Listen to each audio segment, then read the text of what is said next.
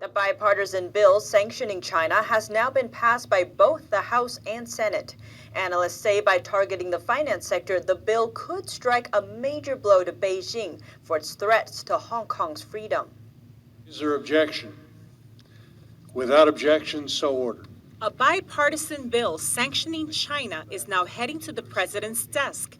It aims to punish Beijing's crackdown on Hong Kong. The bill will impose sanctions on Chinese officials who are involved in implementing the new national security law, as well as banks that do business with such officials. Critically, our legislation also takes another step. It penalizes banks that choose to finance the erosion of Hong Kong's autonomy. Banks that would put marginal profits ahead of basic human rights of the people of Hong Kong. Beijing's new law in Hong Kong carries penalties of up to life imprisonment to target those accused of subversion and separatism. Such charges are often used by Beijing to suppress dissidents and human rights activists in mainland China. The bill is a larger signal to China. It's a message that the United States and the free world are no longer willing to look past some of the worst behavior that's been occurring. It's a message that our patience has run out.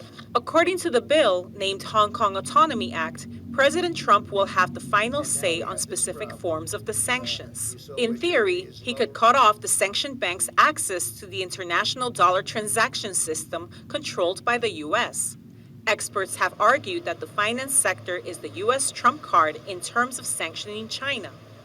Bloomberg reports that China's largest banks have over $1 trillion in dollar funding at stake and face potentially steep fines according to the new bill. And the sanctions target not only Chinese or Hong Kong banks, but any global banks whose customers include Chinese officials and their relatives. U.S. economist Peter Morici wrote that by sanctioning all foreign banks, the U.S. would force some of the largest banks in Germany and France to make a choice: do business in New York or Shanghai. Meanwhile, Commerce Secretary Wilbur Ross told Fox Business that all companies who have Hong Kong as their headquarters for Asia are likely to begin to rethink whether that's still a good idea. In an earlier interview with NTD, Senior Vice President at the U.S. Chamber of Commerce said that their members are worried about the development. Changing Hong Kong's status and mucking around with Hong Kong's rule of law and transparency and sense of independence, as a word, in a word, from much of what happens on the mainland is probably not a great idea as far as our membership is concerned.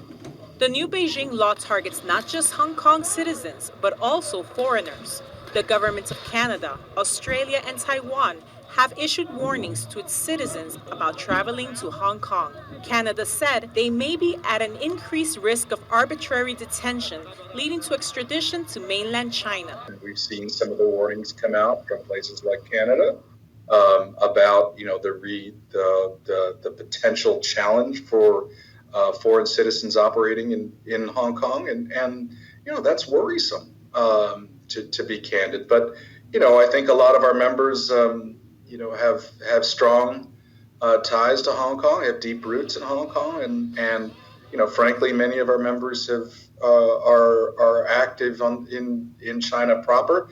So if Hong Kong just becomes another Chinese city, I think many of our members will roll with it. But that I think would be very unfortunate for Hong Kong's special role.